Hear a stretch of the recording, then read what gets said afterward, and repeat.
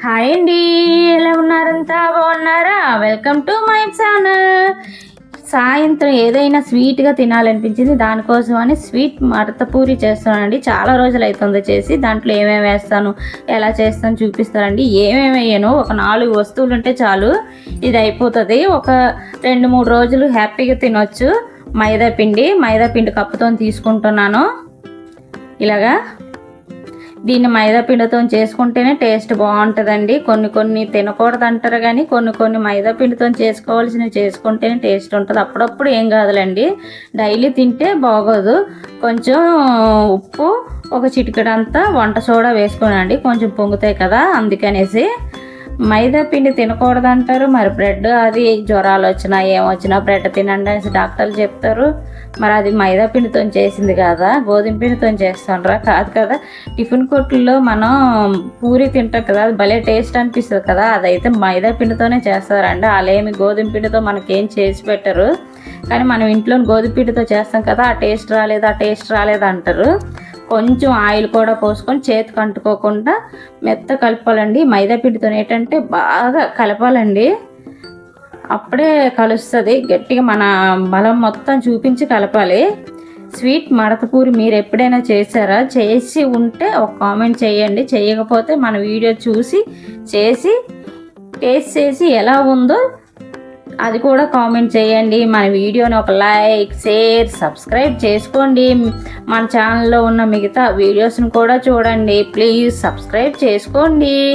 ఇలాగా మొత్తం కలిపేసుకోవాలి. మన చేతికి అంటుకోకూడదు, అది కలిపినాను. అలా కలిపేసుకొని ఇప్పుడు చిన్న ఉండలు తీసేసుకోవాలి. మనం ఎంత సైజులో చేయాలనుకుంటానో అంత ఉండలు తీసుకొని పక్కన పెట్టేసుకోవాలి. ఇలా మొత్తం అన్నీను. మీరు ఏ స్వీటు ఇష్టపడతారో? నేనైతే అన్ని స్వీట్లు ఇష్టపడతాను. నాకు ఏది గుర్తుకొస్తే అది చేస్తుంటాను, బాగుంటాయి తినడానికి. ఇలాగా మనం చపాతీలాగా చేసుకుంటుండాలి. కొంచెం పలచగా చేసుకోవాలండి, ఎందుకంటే మనం మడత పెట్టి వేపుతాం కదా, మళ్ళీ మధ్యలోనే వేగదు, అందుకనేసి. ఇలాగా వేపుకొని కళాయి పెట్టుకొని కళాయిలో ఆయిల్ పోసుకొని ఇలాగ అన్నీ ఇలాగనే రెడీ చేసుకోవాలండి. ఫస్ట్ చపాతీని నిలువుగా మడత పెట్టి దాన్ని మళ్ళీ అడ్డంగా మడత పెట్టాలి.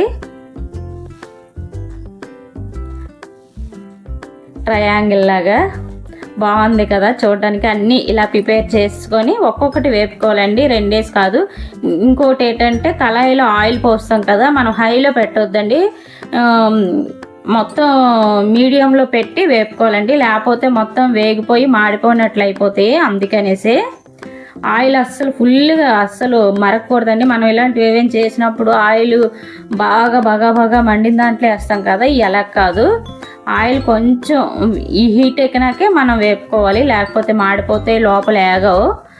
ఈ లోపల ఏగకంటే మనం సగంతో తిన్నాం అనుకోండి, బాగోదు. అందుకనే ఇలాగా నేను ఒక్కొక్కటే వేసుకుంటున్నానండి, ఎందుకంటే అవి మాడిపోవడం ఏగపోవడం 2 వేసుకొని అనుకో, దీన్ని చూసే లోపల అది, దాన్ని చూసే లోపల ఇది వేగిపోద్ది. అందుకని నేను ఒక్కొక్కటే వేసుకొని వేపుకుంటున్నాను. ఇలా మొత్తం అన్నీ వేపేసుకొని అవి వేసేటప్పుడు భలే వీడుతున్నాయండి, గొడుగుల్లాగా. అవి వీడేటప్పుడు చాలా బాగా అనిపిస్తుంది. పుట్టగొడుగులు ఉంటాయి చూసారా, అలా వీడుతున్నాయి. ఇలా వేపుకోవాలండి మొత్తం అన్నీను.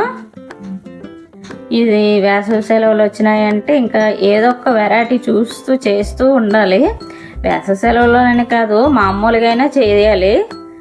కాకపోతే ఇప్పుడు మరి కొంచెం ఇంటి దగ్గరే ఉంటారు, ఎప్పుడంటే అప్పుడు తినడానికి ఏదో ఒకటి అడుగుతారు కదా, ఏదో ఒకటి చేసి పెట్టుకుంటూ ఉండాలి. ఇవ్వండి మొత్తం అన్నీ వేపేసుకున్నాను కదా. ఇప్పుడు పాకానికి నేను కూరగిన్నెతోని తీసుకున్నానండి పంచదార.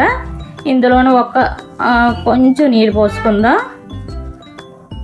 దీన్ని శుభ్రంగా, దీనికి ఏం పాకం అవసరం లేదండి, తీగ పాకం. మనం కొబ్బరి నూనె అది పట్టుకుంటే ఎలా మన చెయ్యి అంటుకుంటుందో అలాగ అంటుకుంటే చాలండి.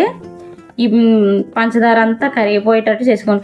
ఇంకోటి ఏంటంటే, ఇప్పుడు మనం మడత పూరి చేసుకున్నాం కదా, ఆ మధ్యలో కొంచెం కోవా పెట్టుకొని చేసుకుంటే చాలా బాగుంటుందండి. కాకపోతే నా దగ్గర కోవా లేదు, అందుకనే నేను చేసుకోలేదు. ఇలాగా సరిపోతుంది. ఇలా తీగ పాకంలాగా వచ్చిందంటే సరిపోతుంది. ఇప్పుడు ఇందులోనూ ఒక్కొక్కటి వేసుకొని అందులో ముంచేసుకొని వేరే గిన్నెలోకి తీసేసుకోవడమే. చూసారు కదా, చాలా బాగుంటాయండి తినడానికి. నేను ఎప్పుడో చేశాను, మళ్ళీ ఇప్పుడు చేస్తున్నాను. ఇలాగా మన దగ్గర ఉన్నవన్నీ ఇలా పాకంలో ముంచేసుకొని తీసేసుకోవడమే. ఈ మిగిలిన పాకం వీటి మీద వేసేసుకోవడమే. అది లోపల నుంచి ఆ పాకం కారుతూ మనం తింటుంటే భలే ఉంటుంది. వేడి మీద తినలేండి, కొంచెం చల్లారి నాకు తింటే బాగుంటుంది. వేడి మీద తింటే నోరు కాలుతుంది, ఆ టేస్ట్ ఉండదు, మనకి తల తిక్కగా ఉంటుందండి. వేడివేడిగా ఏ స్వీట్ తిన్నా కూడా ఇంక మరి ఇంకేం తినలేము, అలా ఉంటుంది. ఏ స్వీట్ అయినా చల్లారి నాకు తింటేనే బాగుంటుంది.